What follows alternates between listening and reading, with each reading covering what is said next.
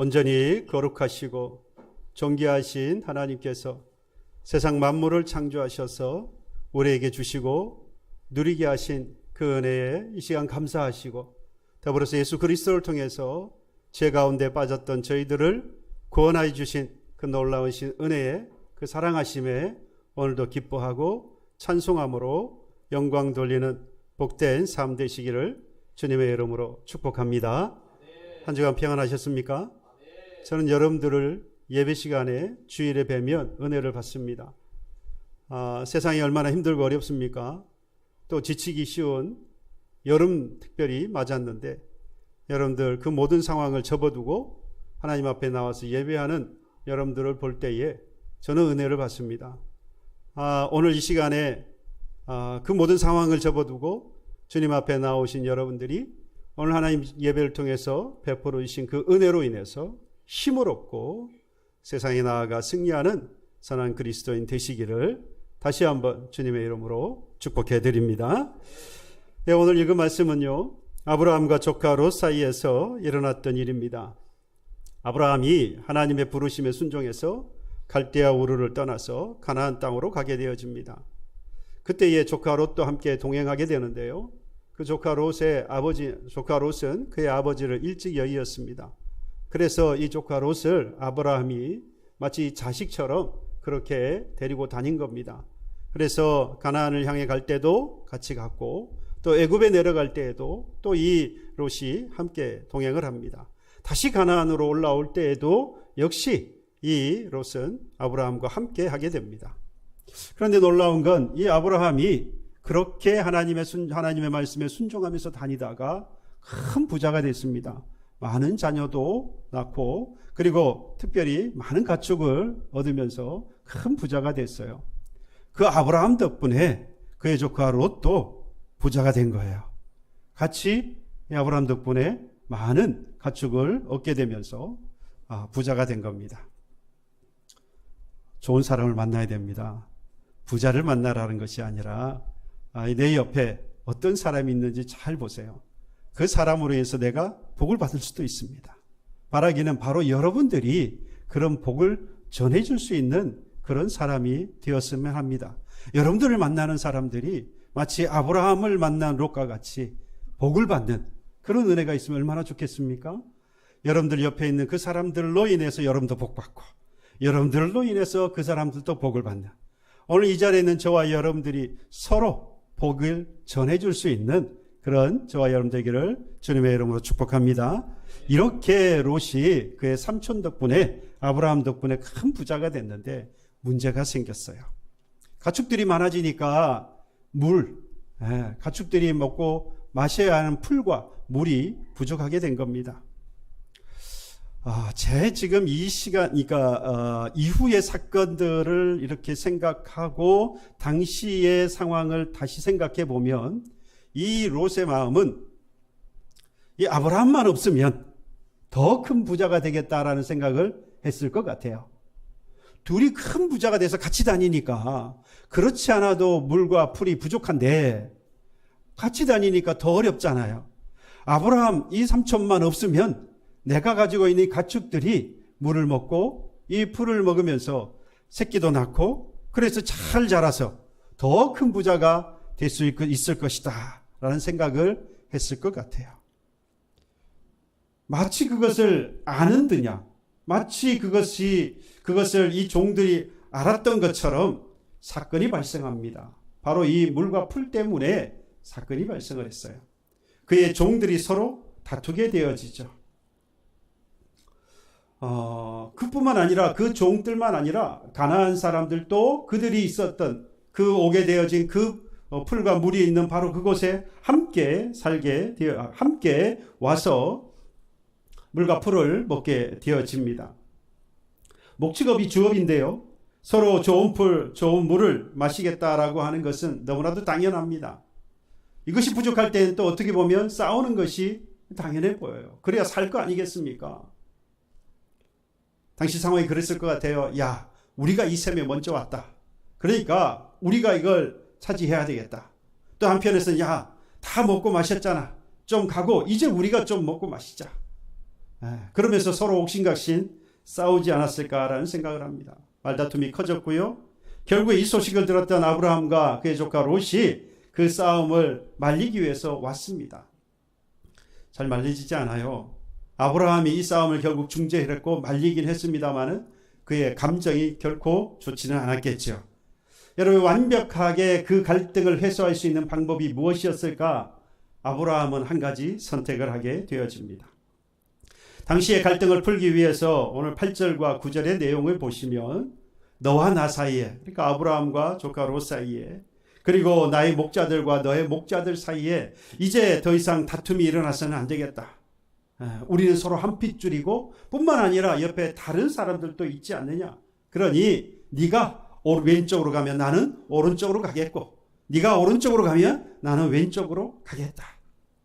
뭐 하는 거죠? 헤어지자라는 이야기입니다. 아브라함은 싸우지 않았습니다. 얼마든지 자신이 삼촌으로서 그리고 자신 덕분에 이 롯이 부자가 되었으니 지금 이 상황 속에서 사실은 자신의 권리를 주장하고 내가 먼저 이러이러한 곳으로 갈 테니 너는 다른 곳으로 가라 라고 충분히 할 수 있었는데 아브라함의 선택은 달랐습니다. 이 갈등을 해소하기 위해서는 자신의 권리를 내려놓은 거예요. 여러분, 어른이 그리고 복을 전해주었던 그 아브라함이 모든 선택권을 가지고 있었고 권리를 가지고 있었음에도 불구하고 이 모든 권리를 다 내려놓고 롯에게 먼저 선택을 할 수 있는 기회를 넘겨줍니다. 여러분, 싸움은 한쪽이 포기할 때 깔끔하게 끝납니다. 어떻게 포기하죠? 자신의 권리를 내려놓는 겁니다. 여러분, 남편이 그리고 남편으로서 부모로서 권리를 내려놓으면요, 아내와 그리고 자녀들과의 관계가 해결됩니다. 원만해집니다. 자신의 의무를 다했던 이 아브라함 덕분에 조카 롯이 부자가 되었고, 게다가 권리를 포기한 이 아브라함 덕분에 집안의 싸움은 다 끝났습니다.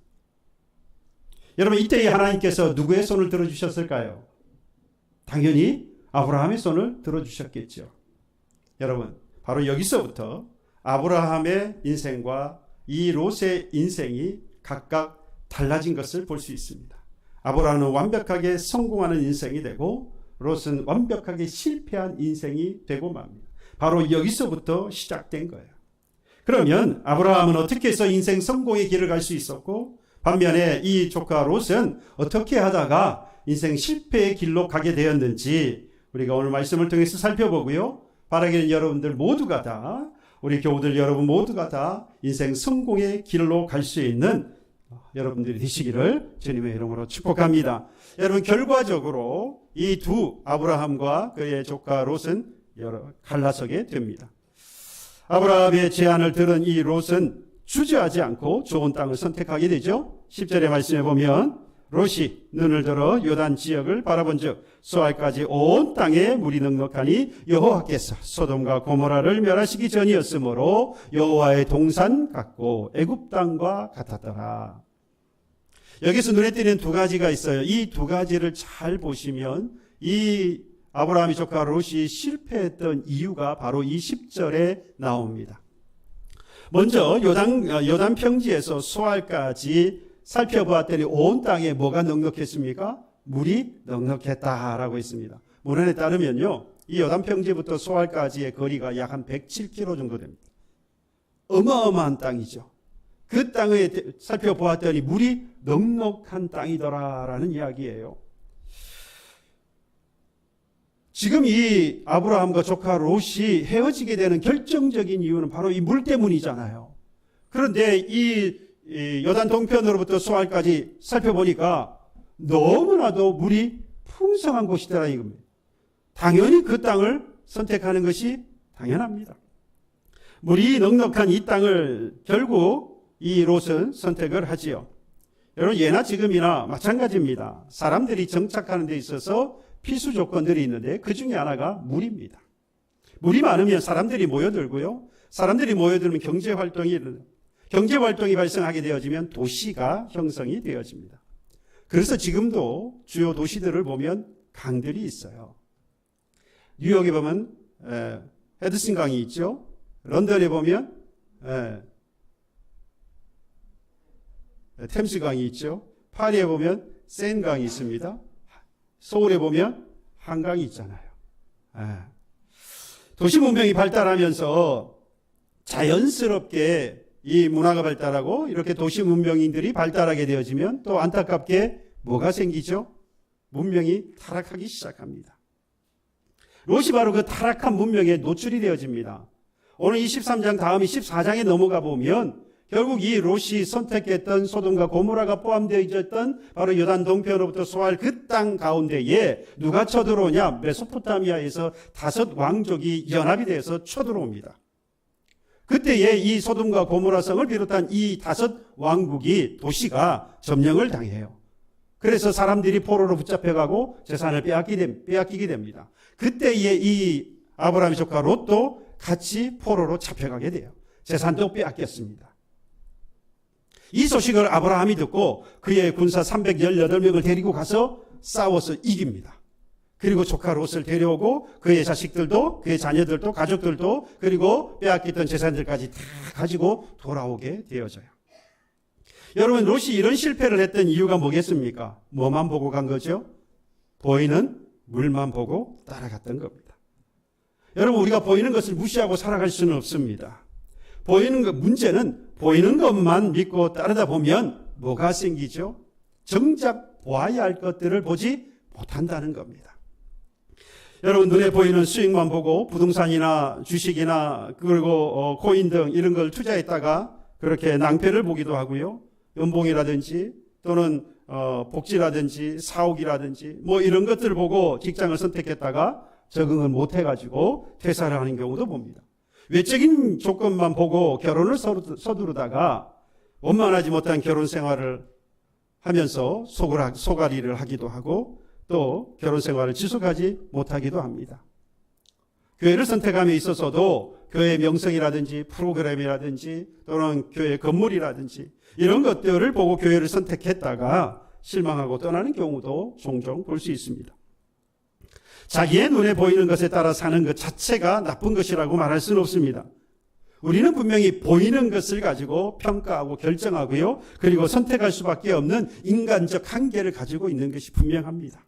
그러니까 보이는 것을 따라서 사는 것 그 자체가 잘못됐다고 하는 것은 말할 수 없다는 거죠. 하지만 오늘 본문에 보면요. 보이는 것들을 따라가더라도 후회하거나 실패하지 않을 수 있는 길이 있어요.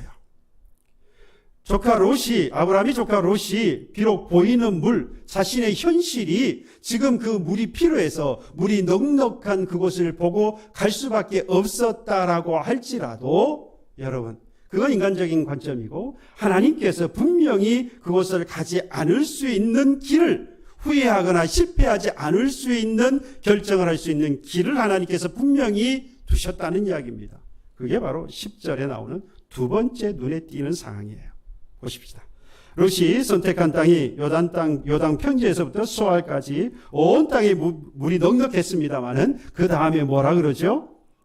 여호와께서 소돔과 고모라를 멸하시기 전이었으므로 여호와의 동산 같고 애굽 땅과 같았더라. 롯이 선택한 그곳이 여호와의 동산, 그러니까 에덴 동산 같았다는 이야기잖아요.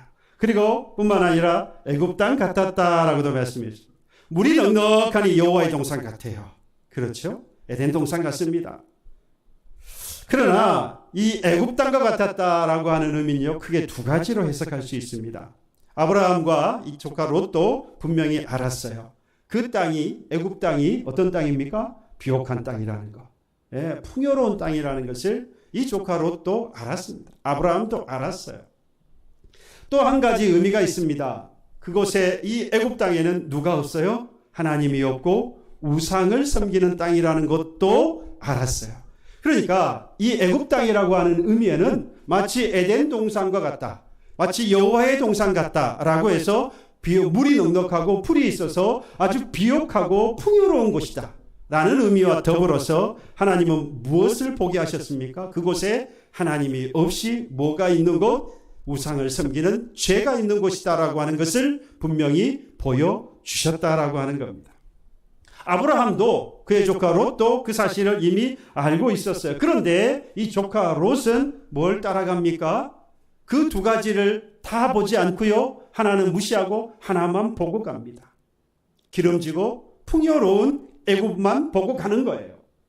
여러분 이걸 보고 확증편향이라고 심리학자들은 말합니다. 내가 보고 싶은 것만 보고 듣고 싶은 것만 듣는 겁니다. 우리는 내가 원하는 것, 내가 이해하고 내가 바라는 것들을 누군가로부터 호응을 받기를 원해요. 내가 주장하는 것, 다른 사람들이 그 말 맞아 라고 하는 것을 듣고 싶어요. 그래서 자꾸 우리 여러분들 유튜브를 보다 보면 내가 생각하는 것만 말하는 쪽을 자꾸 듣고 싶어요.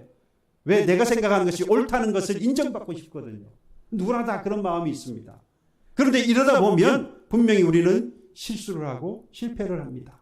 반대편이 있다는 것을 알고 그 반대편을 반드시 볼 줄 알아야 해요. 그래서 이 두 가지를 가지고 비교 분석을 하고 그리고 올바른 결정을 내려야 하는 것이죠. 그러나 롯은 그렇지 못했습니다. 결국 저는 이 부분을 뭐라고 해석하느냐? 욕심 때문이라고 봅니다. 그쪽을 선택할 수밖에 없었던 것은 자기의 욕심이 그 일을 하도록 만들었다는 거예요. 욕심에 빠진 겁니다. 내 생각이 꼭 옳다고 믿고 싶었던 바로 그 욕심이 정말로 옳은 것을 분별하거나 판단하는 눈을 가려버렸습니다. 그래서 실패를 한 거죠. 그러니까 롯은요, 욕심 때문에 하나님이 보여주신 것을 무시했고 그리고 자신의 욕심을 채우려다가 실패한 인생이 되고 말았습니다. 우리는 여호와의 동산 같기도 하고요, 애굽 같기도 한 이 세상에서 우리는 살고 있습니다. 어느 한편만 딱 떨어져 있으면 참 좋겠는데 우리가 사는 이 세상에는 이 두 가지가 항상 공존하고 있어요. 이 두 가지가 동시에 찾아올 때에 우리가 후회하거나 실패하는 인생이 되지 않으려고 한다면 여러분 어떻게 해야 할까요? 이게 중요합니다. 그 자리에 반드시 멈춰야 합니다. 기다려야 해요. 이 두 가지 상황이 분명히 함께 올 텐데 그때에 여러분 결정을 내리지 마시고 선택을 멈추시고 그 자리에서 기다리십시오. 그리고 하나님 앞에 물으셔야 합니다. 그러면 하나님께서 진정한 여호와의 동산인지 아니면 여호와의 동산 그 뒤에 감춰진 애굽이 있는지 하나님 분명히 보여주십니다. 우리는 순간의 선택의 그 순간에 이르렀을 때에 결정의 순간에 잠시 멈춰서 하나님께 묻고 하나님께서 보여주신 것을 그때 선택하고 결정하면 됩니다. 그 일을 해낸 사람이 누구냐? 아브라함이에요. 아브라함은 그 일을 해냈습니다.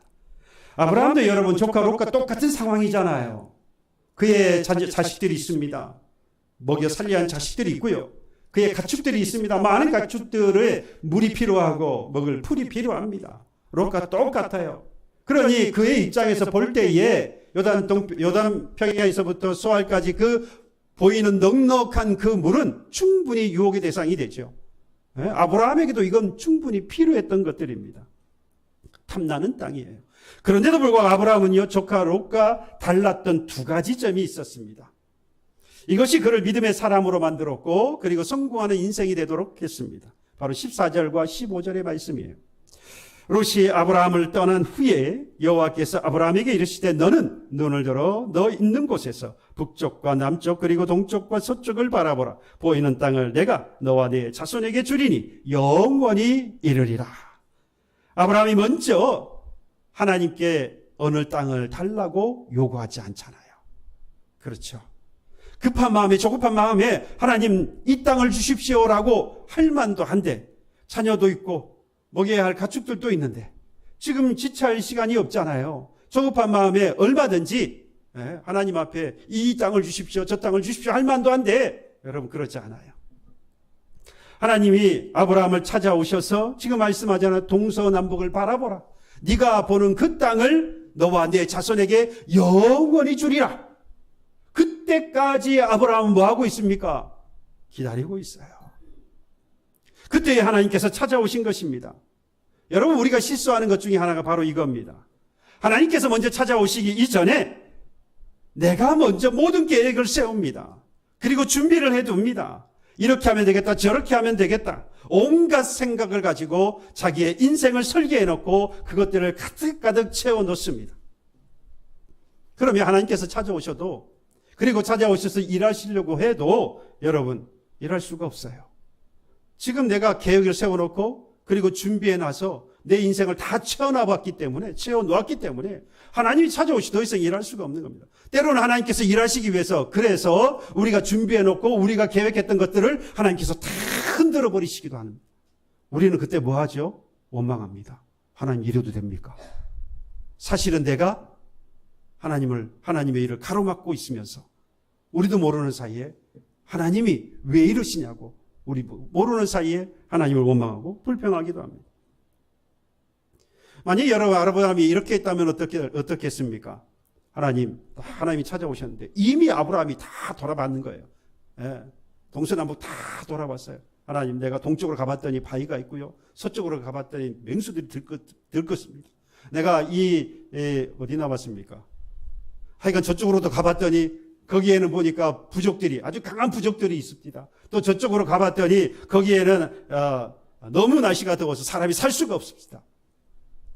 여러분, 이건 정말 피곤한 인생 아닙니까? 정말 피곤한 인생이에요. 성경은 어려운 일을 만났을 때에 하나님이 찾아오셔서 말씀하시는 그때 시작을 해도 늦지 않다라고 분명히 하나님은 말씀합니다. 그러니까 조급할수록 하나님이 찾아오실 때까지 뭐 해야 합니까? 기다려야 하는 거예요. 그리고 하나님이 일하실 때 우리는 같이 가면 되는 겁니다. 이 길이 쉽잖아요. 우리가 뭐 대단해서, 우리가 계획하고 우리가 준비한 것이 얼마나 완벽하겠어요. 우리는 부족하고 연약해서요, 죄 가운데 사는 사람이라서요, 우리가 아무리 계획을 잘 세우고 우리가 아무리 잘 준비했다고 하더라도 하나님이 준비하셔서 일하시는 것이 훨씬 안전하고 완벽하고, 그 길을 따라가는 것이 우리가 훨씬 더 완벽한 길을 가는 것이고 쉬운 길 아니겠습니까? 여러분, 여호와의 동산 같기도 하고 애굽 같기도 할 때에 유혹에 빠져서 죄를 범하여 실패하는 인생 되지 않으려면 그 선택의 순간에 멈춰야 합니다. 그리고 하나님이 찾아오실 때까지 기다리세요. 뭐 하면서요? 기도하면서 기다리십시오. 하나님은 찾아오실 거예요.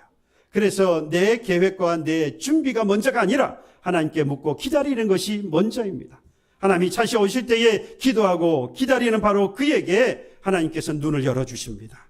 그리고 보게 하십니다. 넉넉히 흐르고 보이는 그 물이 아니라 보이지 않는 물을 하나님께서 찾게 해 주십니다. 보십시오. 제 말이 아니에요.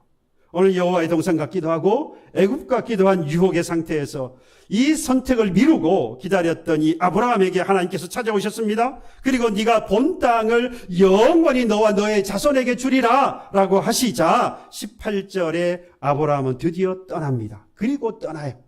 그 말씀을 듣고 믿고 18절에 이에 아브라함이 장막을 옮겨 헤브론에 있는 마므레 상수리 수풀에 이르러 거주하며 거기서 여호와를 위하여 제단을 쌓았다라고 합니다. 여러분, 하나님이 찾아오셨어요. 그 땅을 다녀보라고 하니까 갔습니다. 장막을 거두고 갔어요. 그리고 마지막 최종으로 결정되어진 땅이 헤브론입니다. 그리고 마므레라고 하는 곳 상수리 수풀에 이르렀습니다. 그곳에 장막을 쳤어요. 그리고 하나님 앞에 제단을 쌓아 하나님 앞에 제사를 드리게 됩니다. 여러분, 왜 헤브론까지 와서 그리고 마므레 상수리 수풀에 정착을 하고 장막을 쳤을까요? 왜 그랬을까요?